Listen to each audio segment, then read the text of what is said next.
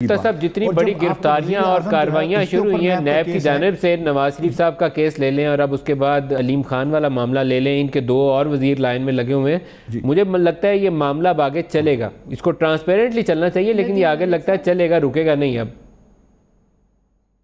دیکھیں ایک اتنی سی بات کر دوں کہ نیب جب لاسٹ ٹائم اریسٹ کری تھی شہباز شریف صاحب کو تو 2-3 ٹیسٹ لوگوں نے کرے تھے، یہ جو وکیل صاحبان ہوتے ہیں انہوں نے بتایا تھا، مجھے تو اتنی نہیں پتا کہ اس شخص کو اریسٹ کرنا چاہیے جو کہ کوآپریٹ نہ کر رہا ہو، جو شہباز شریف کر رہے تھے،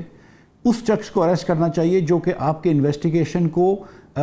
وہ انفلوئنس کر سکتا ہے، جو Shehbaz Sharif as leader of the opposition نہیں کر سکتے تھے لیکن شاید علیم خان صاحب ایز سینئر منسٹر کر سکتے ہوں گے، مجھے نہیں پتا ہے۔ آئی ڈونٹ نو کہ why Aleem Khan was arrested at this particular juncture, I don't know,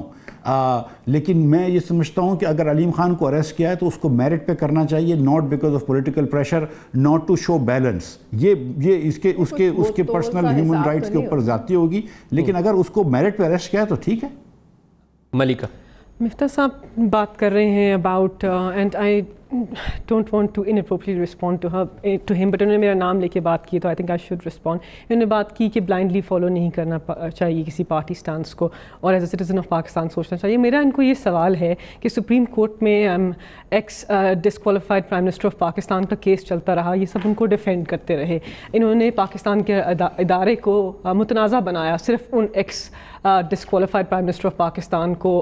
protect کرنے کے لیے۔ اس کے بعد ججمنٹ آنے کے بعد انہوں نے ان کو اپنی پارٹی کا لیڈر دوبارہ سے بنا دیا، لا امینڈ کر دیا۔ سو آئی تھنک اخلاقیات کا یا پاکستان کو پاکستانی سٹیزنس کی رائٹس اپ ہولڈ کرنے کا لیسن تو یہ مجھے نہ دیں معذرت کے ساتھ، بیکاز جو ان کی پاسٹ ہسٹری رہی ہے ان کی پارٹی کی on this stance to protect the people of Pakistan unfortunately کافی شیمفل رہی ہے، اینڈ یہ خود ex finance minister of Pakistan رہ چکے ہیں اور یہ سمجھتے ہیں کہ فائنینشیل امپروپرائٹی اور پبلک آفس ہولڈرز کا کتنا ڈیپ کنیکشن ہے۔ somebody who is not صادق اور امین، somebody who has undertaken financial impropriety should not be a public office holder، یہ جانتے ہیں اور یہ نمبر سمجھتے ہیں، اکانومی سمجھتے ہیں۔ سو یہ بات ان کو زیب نہیں دیتی، بٹ obviously انہوں نے کہی ہے، میں نے ان کو رسپونڈ کیا ہے and he has the right to respond again if he wants۔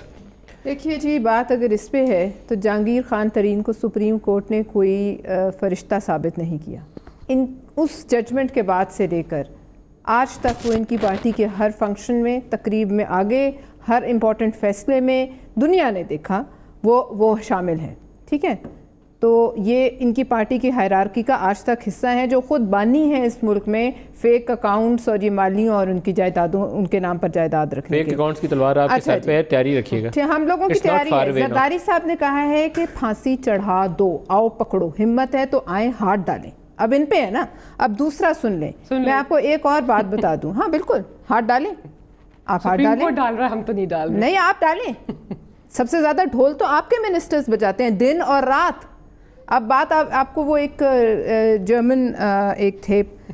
Poet Martin نیمولر، انہوں نے کہا جب سوشلسٹ کو پکڑنے آئے تو میں نہ بولا کیونکہ میں سوشلسٹ نہیں تھا، پھر یونینسٹ کو پکڑنے آئے تو میں نہ بولا کیونکہ میں یونینسٹ نہیں تھا، پھر جوز کو لینے آئے پھر بھی میں نہ بولا، جب مجھے لینے آئے تو کوئی بولنے والا بچا نہیں تھا۔ یہ ان کے ساتھ ہونے والا ہے۔